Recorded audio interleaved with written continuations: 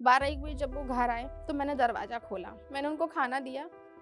उन्होंने खाना फेंका, एकदम दीवार पे खाना फेंका और कुछ ना सोचा ना समझा और मुझे बाल पकड़-पकड़ के मारने लगे। मैंने कहा क्या हो गया, मेरे से क्या गलती होगी? उन्होंने इतना मारा, इतना हल्ला किया, इतनी गालियाँ दी, इतना झगड़ा किया कि मेरा बच्चा उठ गया और बच्चा रोने लगा, बहुत रोने लगा। तो मैंने उसको गोद में पकड़ लिया। वो मारने के लिए उन्होंने मेरे बाल एकदम से ऐसे पकड़ लिए कि वो छोड़ ही नहीं रहे थे। डर के फिर मैं घर से भाग गई। रात में 1:30-2 बजे नंगे पैर मैं अपने बच्चे को गोद में लेके भाग गई। भाग के मैं छुप गई पड़ोस में जाके छुप गई और मैंने कहा भैया बताना नहीं किसी को। आज सपनों को पंख मिले हैं, रोको ना इन्हें बस उड़ने दो। बहुत संघर्षों से मिला है आसमां, मुझे बस इसे छूने दो, मुझे बस इसे छूने दो। आप सभी को मेरा बहुत-बहुत दिल से हार्दिक स्वागत, अभिनंदन। और मैं बहुत-बहुत शुक्रिया अदा करूँगी जोश टॉक की टीम का, जिन्होंने मुझे इस लायक समझा और सम्मान दिया कि मैं अपनी स्टोरी यहाँ आके इस मंच पे साझा करूँ। मेरा नाम है प्रिया ठाकुर, मैं एक सिंगल पैरेंट हूँ और इंदौर की रहने वाली हूँ। ये सफ़र इतना आसान नहीं था, बहुत मुश्किल था यहाँ तक आना मेरे लिए, क्योंकि मैं एक बहुत ही ज़्यादा गरीबी रेखा से नीचे के परिवार से संबंध रखती हूँ। मेरे माता-पिता की 2 बेटियाँ होने के कारण परिवार का सपोर्ट नहीं मिला, क्योंकि उन्हें मतलब बार-बार ये बोल के परिवार से हटा दिया गया कि तुम्हारी 2 बेटियाँ हैं, तो बेटा नहीं है। एक्चुअली मेरा कोई भाई नहीं है और यही रीज़न था कि परिवार से हमें बेदखल कर दिया गया। चूँकि मेरे पिता मज़दूरी वर्ग से थे, तो हमारे हालात इतने अच्छे नहीं थे कि हम अपना खुद का घर भी अफ़ोर्ड कर सकें या रेंट पे रह सकें। तो एक छोटी-सी झोपड़ी में सड़क किनारे मेरे माता-पिता ने एक झोपड़ी बनाई, जिसमें छत ना था, ना दीवार थी, बस छत के नाम पे पन्नी थी, प्लास्टिक की पन्नी थी और आस-पास दीवारों के नाम पे साड़ी या कपड़ा या मिट्टी के रौंदे बना के खड़ी की गई दीवार थी, जो बारिश में आके बह जाया करती थी और मेरे घर के अंदर घुट्टन-घुट्टन पानी भर जाया करता था, जिसे निकालने के लिए हमको रात भर एक ही खटिया थी हमारे घर में, जिसमें मेरी बहन, मैं, मेरे पापा और मेरी मम्मी रात भर काटा करते थे। नेक्स्ट डे जब वो पानी कम होने लगता था या फिर बारिश थम जाती थी, तो हम चारों के चारों जिसके हाथ में जो बर्तन आता, उस पानी को घर से खाली करने में जुट जाते और जैसे ही पानी खाली होता, फिर हम लोग अंदर जाते। लेकिन हालात ऐसी थी उस झोपड़ी की कि सड़क भी उससे अच्छी थी। इस तरह से हमारे घर के आर्थिक हालात थे, ऐसे ही कट रही थी लाइफ़। जब मैं 8-9 साल की हुई, तो मैंने देखा कि कुछ नहीं हो पाएगा इन सब मतलब मेरे माता-पिता की इतनी आय नहीं थी, मुझे भी कुछ करना पड़ेगा। तो मैंने रविवार के रविवार स्कूल के साथ-साथ बाज़ार में सब्ज़ी बेचने का काम किया और जब भी कभी मेला भरता तो मैं वहाँ नारियल वग़ैरह बेचने की दुकान लगाया करती। ऐसे ही हमारा स्ट्रगल चल रहा था कि अचानक जब मैं 14 साल की हुई, मेरे पापा बिल्डिंग पे लेबर का काम करते-करते गिर गए। 3 मंजिला बिल्डिंग थी, वो गिर गए, पैरों के बल वो गिरे। तो जिससे उनके जो पैर की जो हड्डी थी, वो थोड़ी-सी नीचे खिसक गई। तो वो करीब 2 ढाई साल तक बेड पे रहे। ऐसी स्थिति में हमारे यहाँ पे घर में खाने की भी दिक्कत आ गई।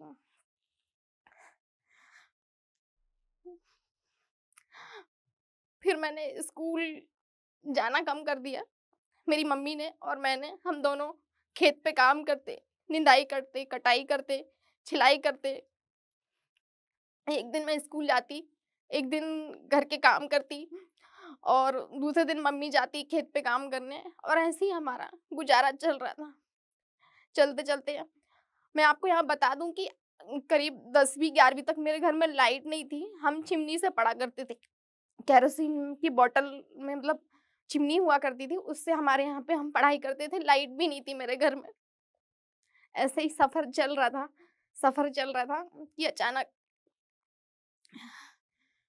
एक दिन बहुत ही ज़्यादा परिवार में आर्थिक स्थिति एक खराब हो गई। पापा तो ऑलरेडी बेड पे ही थे और मेरे यहाँ नाना आए हुए थे, उनकी भी डेथ हो गई। मैंने सोचा इससे कुछ नहीं होगा, मज़दूरी से कुछ नहीं होगा। मैं जब तक 11th क्लास में आ चुकी थी, तो फिर मैंने हिंदी टाइपिंग का काम शुरू किया, सीखना शुरू किया पहले और हिंदी टाइपिंग धीरे-धीरे मैंने सीखी।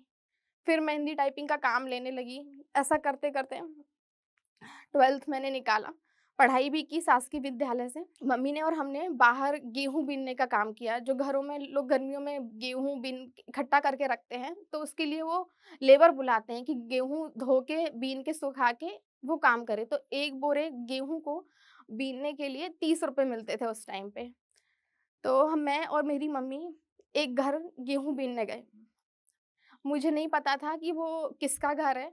एक्चुअली वो मतलब क्या था कि किसी के द्वारा हमको वहाँ लेबर के लिए भेजा गया था कि इनके घर पे आपको गेहूँ बीनने जाना है। तो मैं वहाँ गेहूँ बीनने गई। मेरी माँ और मैं हम वहाँ गेहूँ बीन रहे थे। तो सडनली मुझे प्यास लगी। प्यास लगी तो मैंने उनसे बोला, जिनके घर हम गेहूँ बीनने गए थे, कि मुझे पानी पीना है। तो पानी पीने के लिए उनको बोला, तो उनके घर से बाहर से, मतलब घर के अंदर से एक बिटिया निकल के आई, जो कि मेरी ही ऐज की थी, और इत्तेफ़ाक से वो मेरी क्लास मॉनिटर थी। मैं शासकीय विद्यालय में पढ़ती थी, वो भी वहाँ पढ़ती थी। वो मुझे बहुत अच्छे से जानती थी कि ये कौन है। इतना जानने के बाद हम एक जाति के, वो भी इस मेरी ही कास्ट की थी। एक जाति के होने के बाद भी उन्होंने जब मुझे पानी दिया, तो उन्होंने मुझे घर के बाहर बुला के और लोटे से कुड़ेल के पानी पिलाया। तो वो जो मोमेंट था, वो मुझे बहुत गिल्टी फ़ील कराया। मैंने सोचा कि गरीबी, मतलब अभी तक मुझे मालूम ही नहीं था कि गरीबी किसे बोलते हैं। लेकिन उस मोमेंट ने मुझे ये एहसास दिलाया कि गरीबी ये होती है।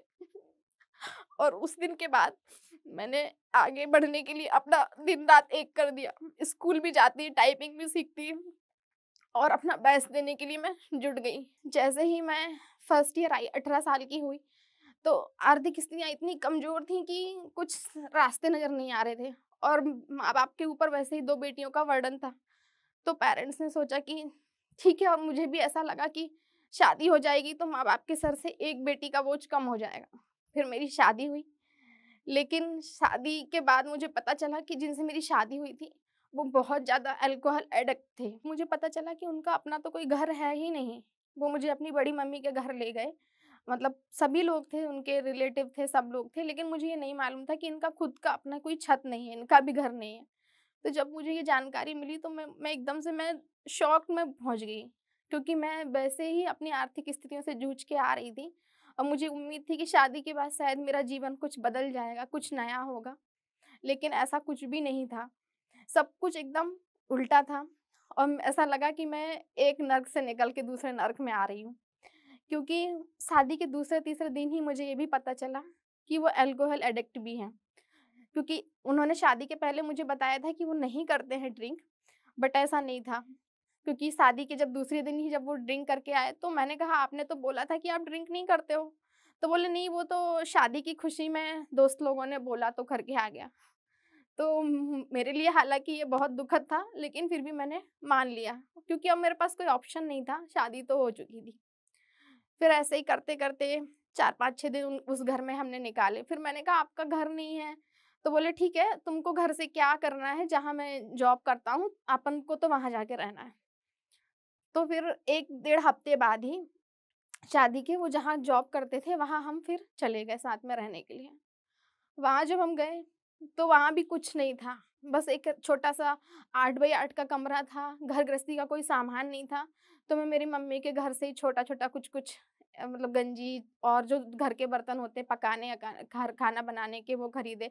कुछ मैंने मम्मी से लिए, कुछ अरेंज करके छोटी-सी गृहस्थी बना के हम रहना शुरू कर दिए। ऐसे ही करते-करते धीरे-धीरे पता चला कि वो जो था उनका ड्रिंक का, उन्होंने जो मुझे बोला था वो झूठ था। वो ओकेज़नली नहीं करते थे, वो रैंडमली हर 1-2 हफ्ते के अंदर 3-4 बार करना, फिर धीरे-धीरे जैसे ही हमारी शादी का ड्यूरेशन बढ़ता गया, तो 1 दिन छोड़ 1 दिन करना, फिर डेली करने लगे। फिर और हमेशा कसम खाते कि नहीं, मैं नहीं करता हूँ, या इस बार करूँगा, नेक्स्ट टाइम नहीं पीऊँगा। चूँकि आर्थिक स्थिति उतनी अच्छी नहीं थी, पैसे भी नहीं थे, उसके साथ-साथ ड्रिंक करना, ये चीज़ें घर को बिगाड़ रहा था। तो ऐसे ही चल ही रहा था कि करीब 8-9 महीने बाद मुझे पता चला कि मैं प्रेग्नेंट हूँ। तो जैसे ही मैंने उनको बताया, तो वो बोले कि अभी हमारी आर्थिक स्थिति ठीक नहीं है, अभी हम बच्चा नहीं कर सकते। तो मैंने कहा, क्या करूँ? मुझे तो उतना आइडिया नहीं था। तो उन्होंने बोला, कुछ नहीं, तुमको मैं दवाई ला के दूँगा, तुम खा लो। तो मैं डर रही थी, फिर भी मैंने कहा ठीक है, क्योंकि अब मुझे भी पता था कि पैसे नहीं है घर में। हम दोनों का ही नहीं चल रहा है, जो वो कमाते थे 4-5 हज़ार रुपए मिलता था, उससे घर का किराया देना, राशन देना, बिजली का बिल और भी खर्चे थे, तो बच्चे कैसे हम कर पाएँगे? तो उन्होंने मुझे दवाई दी। अब मैंने वो दवाई खाई, उसके बाद मेरी हालत 3-4 दिन तक बहुत ज़्यादा ख़राब हो गई। इतनी सीरियस हो गई कि मुझे गाडावारा में वो जॉब करते थे, वहाँ से मुझे जबलपुर हॉस्पिटल में भर्ती कराया गया। उस टाइम पे भी मेरे साथ कोई नहीं था, मेरी एक रिलेटिव थी बुआ मतलब बड़ी मम्मी करके, वो मेरे साथ थी। उन्होंने ही जैसे-तैसे हाथ-पैर जोड़ के हॉस्पिटल वालों से मुझे मेरा ट्रीटमेंट कराया। और ट्रीटमेंट के बाद मतलब मैं मरते-मरते ही बची थी। वो मिसकैरेज था, मुझे नहीं अभी भी मुझे उतने अच्छे से नहीं पता था कि मेरे साथ हुआ क्या था, क्योंकि मैं उस समय पूरी तरह से बेहोश हो गई थी। इतनी ब्लीडिंग हुई थी कि मुझे कुछ नहीं समझ आ रहा था। मुझे माइग्रेन भी बचपन से था, उस समय पे भी माइग्रेन मेरा बहुत ज़्यादा बढ़ गया था। मैं सदमे में चली गई थी, मुझे कुछ नहीं समझ आ रहा था कि मेरे साथ क्या हो रहा है। तो फिर धीरे-धीरे मैंने ईश्वर का नाम लिया और अपने आप को सँभाला, हिम्मत की। मैंने कहा यदि मुझे कुछ हो जाता तो मेरी छोटी बहन है, माँ-बाप हैं, मेरा कोई भाई नहीं है, तो मुझे उन्हें भी सँभालना है, लेके चलना है। तो मैंने अपने आप का हौसला बनाया, तो मैंने अपनी पढ़ाई शुरू की। पढ़ाई करती रही, साथ में टाइपिंग का काम भी मैंने शुरू किया। खुद ने भी पैसे कमाने शुरू किए, धीरे-धीरे मैंने खुद को एस्टेब्लिश किया। और फिर 1 डेढ़ साल बाद मैं फिर से प्रेग्नेंट हुई। लेकिन उस टाइम पे भी उन्होंने यही बोला कि अभी हमारी आर्थिक स्थिति ठीक नहीं है। पर मैंने कहा नहीं, क्योंकि मैं डर चुकी थी, मैं सदमे में थी, जो मेरे साथ फर्स्ट टाइम हुआ था। और इस बार मैं रिस्क नहीं लेना चाह रही थी। तो मैंने अपने दम पे बच्चे को आने दिया। तो मेरा बच्चा जब मेरे पेट में था, 1 डेढ़ महीने का ही था, तो उन्होंने मुझसे इतना झगड़ा किया, पीने के बाद इतना झगड़ा, मेरे पेट में भी लात मारनी चाहिए, तो मैं डर गई। और उस समय जहाँ भी हम उनके साथ में रह रही थी, मैं वहाँ से भाग आई। मतलब मैं जैसे ही रात मैंने काटी और अगले दिन मैं भाग गई वहाँ से। मैं भाग के अपनी जो बड़ी सासू माँ थी, उनके यहाँ पे आ गई। तो उन्होंने मेरा बहुत साथ दिया। पूरा प्रेग्नेंसी के टाइम मैं उनके घर में रही। वो टाइम भी मेरे लिए बहुत कष्ट वाला था, लेकिन जैसे-तैसे मैं आगे मेरे जो 9 महीने कंप्लीट हुए, मेरे बच्चे की डिलीवरी हुई। डिलीवरी के बाद भी उन्होंने 1 डेढ़ महीने उन्होंने मुझे देखा, मेरी बड़ी सासू माँ ने। और उसके बाद फाइनली जब वो आया उनका पिता, तो उसने बोला कि मैं नौकरी छोड़ रहा हूँ, क्योंकि वहाँ ऐसी-ऐसी प्रॉब्लम हो रही है। जबकि मैंने पता करवाया तो वहाँ पे इनको ही नौकरी से निकाल रहे थे, क्योंकि ये पीने के बाद वहाँ इतनी उल्टियाँ करते थे, इतनी गंदी स्थिति से बिहेव करते थे, टाइम पे उठते नहीं थे, टाइम पे ऑफ़िस नहीं जाते थे, तो वो निकाल रहे थे इनको। तो इन्होंने नौकरी छोड़ दी। अब मेरा सवा महीने का बच्चा और बेरोज़गार पति, कोई साधन नहीं था। उसी बीच मेरी जो नॉर्मल डिलीवरी हुई थी, उसमें कुछ कॉम्प्लिकेशंस हो गई थी, तो मेरा एक छोटा-सा ऑपरेशन हुआ। उसके लिए भी बहुत मैंने स्ट्रगल किया। ऑपरेशन जब हुआ, जब मैं हॉस्पिटल में थी, तो हॉस्पिटल में भी पी के आ गया मेरा हस्बैंड। और जब पी के आए तो वहाँ के डॉक्टरों ने उनको बाहर निकाला। वहाँ भी मुझे मेरे हाथ में ड्रिप लगी हुई थी और मेरा ऑपरेशन हुआ हुआ था, और उस हालत में भी वो मुझे हाथ की बॉटल निकाल के मारने लगे।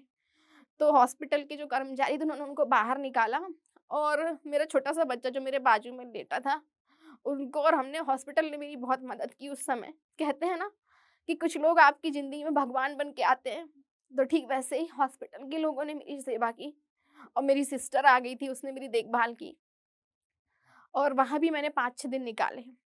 उसके बाद तो मैं और डर गई कि अब तो बच्चा हो गया है, अब मेरा जीवन कैसा होगा? तो मैंने सोचा कि नहीं, इससे भी कुछ नहीं होगा, टाइपिंग के काम करने से कुछ नहीं होगा। अब मुझे कुछ और करना पड़ेगा, लाइफ में स्ट्रॉन्ग बनना पड़ेगा, क्योंकि अभी तक बात सिर्फ मेरी थी, अब मेरे बच्चे का भविष्य है और बच्चे को यदि कुछ बनाना है तो उसके लिए पहले मुझे कुछ बनना होगा। मैंने जो भी एजुकेशन की थी उसके अकॉर्डिंग मैंने जॉब सर्च करना शुरू कर दी और फिर सडनली मुझे पता चला कि हाई कोर्ट में वैकेंसी निकली है। वो मेरा फर्स्ट टाइम था जब मैंने हाई कोर्ट वैकेंसी का फॉर्म भरा। तो पहली ही बार में मेरी टाइपिंग बहुत अच्छी थी, क्योंकि मैं बचपन से ही जुनूनी थी। मुझे कुछ भी काम करना होता था तो मैं बस उसके पीछे पड़ जाती थी। और मैंने 1 महीने में टाइपिंग सीख के जो मेरा 6-7 साल का टाइपिंग का अनुभव था, वो कहीं न कहीं काम भी आ रहा था। जब मैंने फर्स्ट टाइम हाई कोर्ट का फॉर्म भरा और उसकी प्रोसेस के अकॉर्डिंग जब मैंने रिटर्न क्लियर कर लिया और देन उसके बाद टाइपिंग स्किल टेस्ट होता है, वो भी मैंने क्लियर कर लिया। लेकिन चूँकि मैं शासकीय विद्यालय से पढ़ी थी और मेरी इंग्लिश उतनी स्ट्रॉन्ग नहीं थी, तो जिस कारण से कहीं न कहीं मैं थोड़ा-सा पीछे जा रही थी और मुझे थोड़ा-सा डर भी लग रहा था कि हो सकता है कि यहाँ कुछ हो, मतलब मेरे नेगेटिव में जा सकता है। तो मेरा जो अंदेशा था वो कहीं न कहीं सच साबित हुआ और मेरा फर्स्ट टाइम में 100 में से मेरे 87 समथिंग मार्क्स आए। और चूँकि जनरल कैटेगरी में तो हमारे यहाँ मेरिट बनता है, मेरिट में सिलेक्शन होता है, तो मेरा फर्स्ट अटेम्प्ट में नहीं हो पाया, सिर्फ़ इंग्लिश मेरी वीक होने के कारण। फिर सफ़र आगे बढ़ता है, थोड़ा मैं बहुत ज़्यादा, थोड़ा नहीं बहुत ज़्यादा मैं डिमोटिवेट हो गई थी, लेकिन कहते हैं ना कि एक रोशनी की किरण आपकी लाइफ़ बदल देती है। तो ठीक वैसे ही जो स्टॉक जो है, वो मेरी लाइफ़ में एक रोशनी की किरण की तरह आया। मैं यहाँ आप लोगों को पहले एक चीज़ बताना चाहूँगी कि जो स्टॉक ने नहीं बोला है ये सब बोलने के लिए, ये मेरा रियल एक्सपीरियंस है, जो मैं आपके साथ शेयर करना चाहती हूँ। मैंने जब पहली बार जो स्टॉक के वीडियोज़ देखे, तो मुझे ऐसा लगा कि सिर्फ़ मेरी ही लाइफ़ नहीं, बहुत से लोग हैं, जो इस दौर से गुज़र रहे हैं, जिनकी अलग-अलग स्ट्रगल की कहानियाँ होती हैं। तो वो भी कहीं न कहीं लड़ रहे हैं अपने आप से, अपने स्ट्रगल से, तो मैं भी कर सकती हूँ। जब चीज़ें सामने आई कि स्ट्रगल कैसे होता है और आपको क्या-क्या प्रयास करने चाहिए, तो मुझे भी रास्ते दिखने लगे। तो मैंने एक बार मैंने सोचा कि मुझसे कहाँ कमी रह गई फर्स्ट अटेम्प्ट में, क्यों ना मैं ढूँढूँ उस कमी को। तो मुझे पता था कि मेरी इंग्लिश वीक है, तो मैंने यूट्यूब से ही इंग्लिश सीखना शुरू कर दिया, ग्रामर समझना शुरू कर दिया। और इसी बीच मैंने सोचा कि एक बार किसी गुरुजी से या किसी टीचर से भी मिलती हूँ, जो मुझे गाइड कर सके, जो इस तरह के एग्ज़ाम की प्रिपरेशन कराते हैं।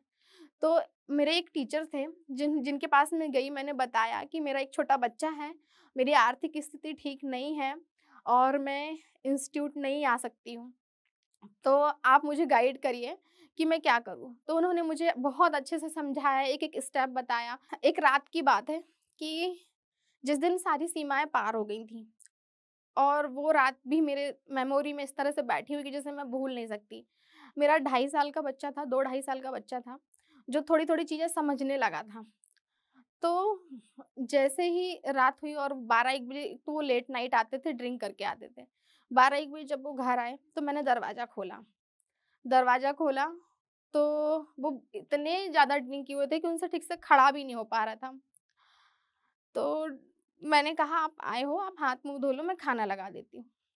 मैंने खाना लगाया, तो खाना लगाने के बाद जैसे ही मैंने उनको थाली दी, तो उन्होंने बोला कि तुमने खाया कि नहीं? मैंने कहा हाँ, मैं बेटू को खिला के फिर मैंने भी खा लिया, क्योंकि ऑलरेडी उस समय 1 बज चुका था और मैं कैसे खाती?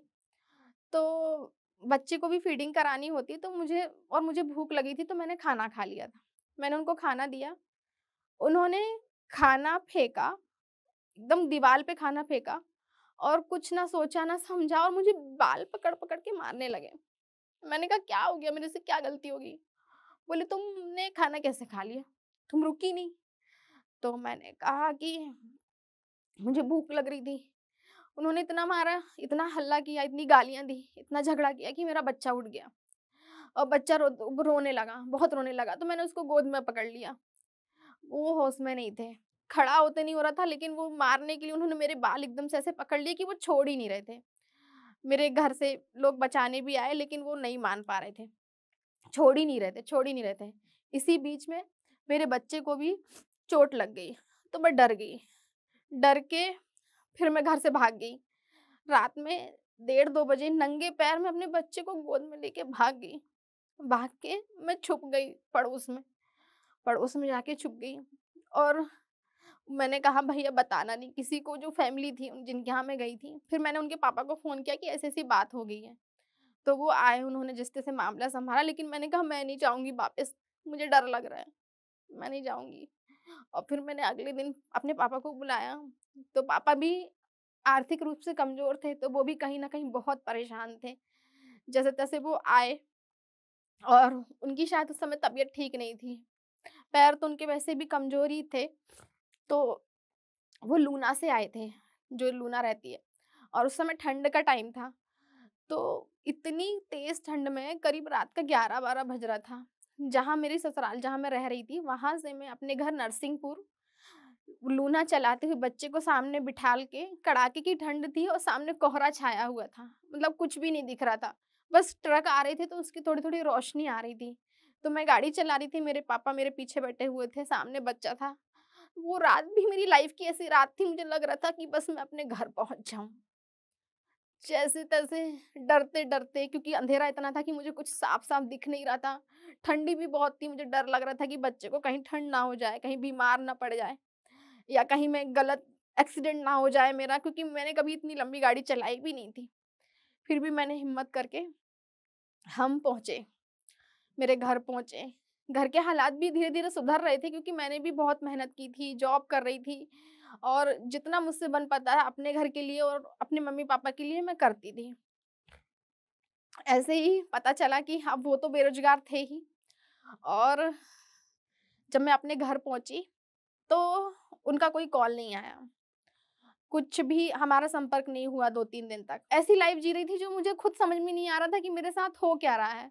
बस एक फीलिंग आ रही थी कि ये नर्क है और अगर ये ज़िंदगी है तो मुझे ये ज़िंदगी नहीं चाहिए। फिर बच्चे को देख के फिर मैंने अपने आप को फिर सँभाला। मेरा ट्रीटमेंट भी हुआ डिप्रेशन का, और जैसे-जैसे मैं डिप्रेशन से रिकवर हुई, तो मैंने सोचा कि ठीक है, फॉर्म भरा है सेकंड टाइम मैंने हाई कोर्ट का, तो मैं अब उसकी तैयारी करूँगी। अच्छे से तैयारी करूँगी, यहीं से तैयारी करूँगी। लेकिन किस्मत को कुछ और मंज़ूर था। तैयारी तो मुझे करनी थी, लेकिन घर के हालात ठीक नहीं थे मेरे। तो वो फिर आए बच्चे के कारण, बोले कि ठीक है अब एक मौका और दे दो, एक चांस और दे दो, मैं नहीं करूँगा, ड्रिंक नहीं करूँगा, अच्छे से रहूँगा। मैंने कहा ठीक है, कोई बात नहीं। तो मैं फिर ससुराल आ गई, क्योंकि वहाँ भी मायके में भी उतनी अच्छी नहीं थी, ससुराल में भी वैसी ही थी, तो मैं वापस घर आ गई।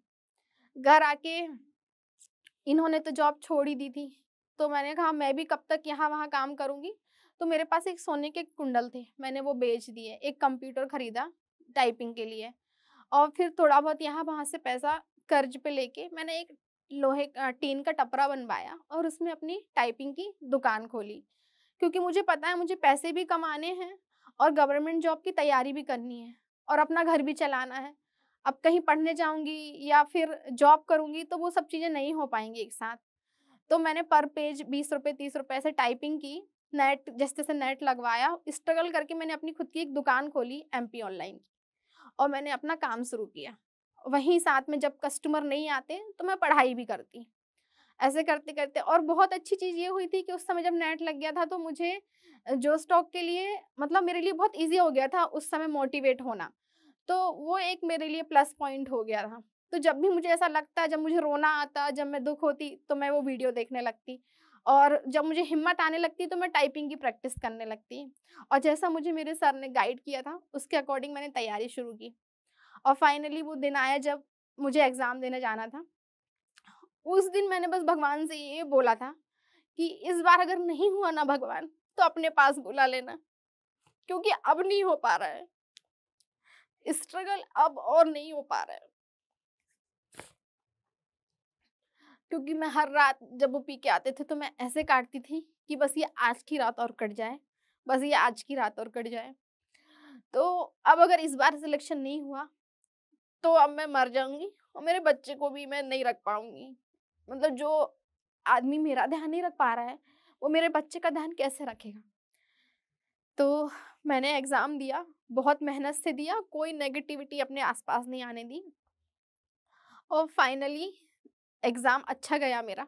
मुझे कॉन्फिडेंस भी था कि हाँ, इस बार मैं सिलेक्ट हो जाऊँगी और ऐसा ही हुआ 1 डेढ़ महीने बाद जब जनवरी की बात है शायद जनवरी 2016 में मेरा रिज़ल्ट आया और जब रिज़ल्ट आया तो मतलब मैंने टॉप किया था।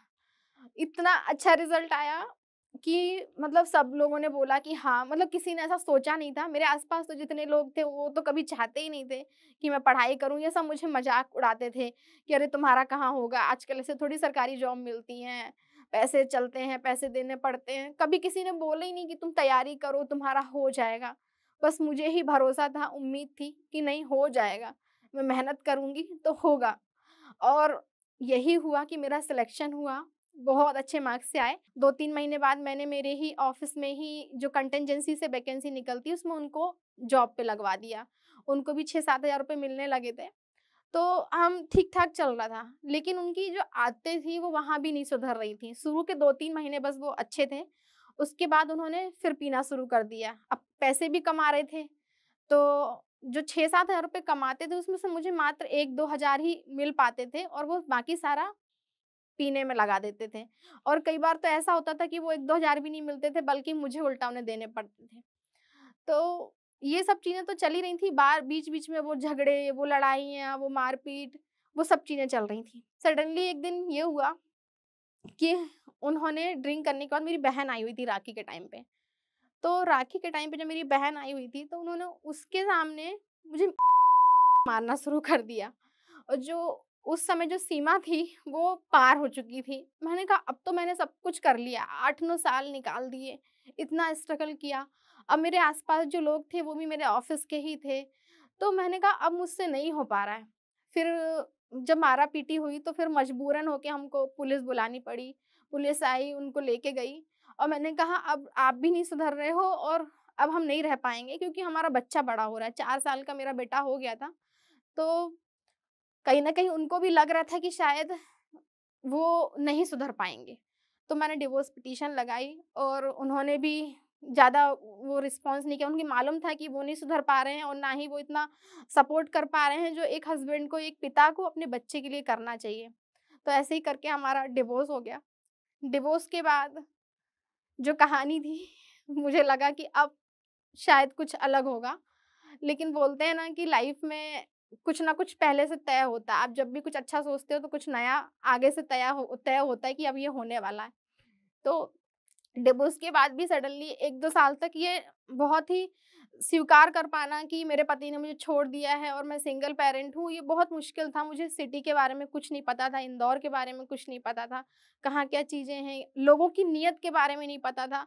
तो बहुत सारे लोग मिले, बहुत सारी चीज़ें मेरे सामने आईं। तो मैंने उन सब चीज़ों से यही सोचा और अपने हालातों से भी यही समझा कि लाइफ में आपको बहुत सारे लोग मिलेंगे जो आपको डिस्ट्रैक्ट करेंगे। आपको आपके लक्ष्य को पाने से डिस्ट्रैक्ट करेंगे और वो भ्रमित करेंगे, अपनी बातों में फँसाने की कोशिश करेंगे, लेकिन आपको उन सब चीज़ों में उलझना नहीं है। आपको आपकी बीती हुई लाइफ़ से सीख लेके आगे बढ़ना है। तो मैंने खुद को सँभाला, अपने आप को मोटिवेट किया, अपने बच्चे को भी फिर मैंने अच्छे से यूटिलाइज़, मतलब बच्चे की एजुकेशन पे मैंने ध्यान दिया, उसका फिर मैंने सेंट्रल स्कूल में एडमिशन कराया। उसके बाद मुझे लगा कि एक घर होना चाहिए अपना, अपना खुद का एक घर होना ज़रूरी, ताकि कभी कोई आपको उस घर से निकाल ना सके। तो मैंने अपनी जो सैलरी मिलती थी उसको इन्वेस्ट करना शुरू किया कि कैसे मैं इसको इन्वेस्ट करूँ कि मैं खुद के लिए एक घर ले पाऊँ। तो धीरे-धीरे रिकरिंग अकाउंट खोल के और कम से कम में गुज़ारा करके, मैंने जॉब के 2-3 साल बाद ही अपना खुद का एक घर लिया, एक डाउन पेमेंट इकट्ठा किया और फाइनेंस करवा लिया घर। तो इंदौर में आज मेरा खुद का घर है और घर लेने के बाद मैंने खुद के लिए एक 4 व्हीलर गाड़ी भी ली। मेरी फैमिली के लिए मैंने कोशिश की, मेरे मायके में भी मैं सपोर्ट करती थी और आज कहीं न कहीं मैं अपने आप में बोल सकती हूँ कि मेरा जो संघर्ष था, वो सफल हो गया। तो मेरे संघर्ष की जो कहानी थी, वो तो अभी भी चल ही रही है, क्योंकि एज़ अ सिंगल पेरेंट आपको एक बच्चे को माता और पिता दोनों का प्यार देना होता है। मेरा बेटा आज 13 साल का है और बस जीवन चल रहा है। लेकिन हाँ, अब मैं कॉन्फिडेंट हूँ और हर चीज़ को फेस करने के लिए तैयार हूँ, क्योंकि मेरी लाइफ़ में अब तक जो हुआ है, मुझे नहीं लगता कि इससे बुरा कुछ हो सकता है। तो बस यही मेरी कहानी है, जो मुझे आज जोश टॉक के मंच पे बतलानी थी, सुनानी थी। Thank you so much. और मैं आप सभी को इस मंच के माध्यम से बस एक ही चीज़ बोलना चाहूँगी कि जिस इंसान में अपने सपनों को पाने की ललक होती है, जिस इंसान में अपने सपनों को पाने की ललक होती है, उम्मीद होती है और कुछ कर गुज़रने का हौसला होता है, वो इंसान उस नदी की तरह होता है जो चट्टानों से चीर कर अपना रास्ता बना लेती है, अपना रास्ता बना लेती है, जैसे आज मैंने बनाया है। थैंक यू सो मच दोस्तों। जब हम घर पर सबका ख्याल रख रहे होते हैं या पढ़ाई पूरी कर चुके होते हैं, तो मन में एक सवाल ज़रूर आता है अब यहाँ से मेरे लिए आगे क्या है। हम कभी कभी भूल जाते हैं कि हम कितने काबिल हैं। हम भी घर के सभी कामकाज के साथ अपना करियर भी बना सकते हैं। ऐसे में कभी परिवार का साथ नहीं मिलता, कभी कोई सही दिशा दिखाने वाला नहीं मिलता, या फिर कभी कभी हम खुद ही हार मान कर बैठ जाते हैं। तो ऐसे में हम सबको चाहिए होता है बस एक सपोर्ट, और वो सपोर्ट हमें मिलेगा जोश टॉक से। जोश टॉक्स जॉब्स फॉर वुमेन एक ऐसा प्रोग्राम है जिसमें हमें एक्सपर्ट ट्रेनिंग, मेंटोरशिप, हमारी जैसी और औरतों का सपोर्ट मिलेगा, जिससे हम सब मिलकर आगे बढ़ेंगे।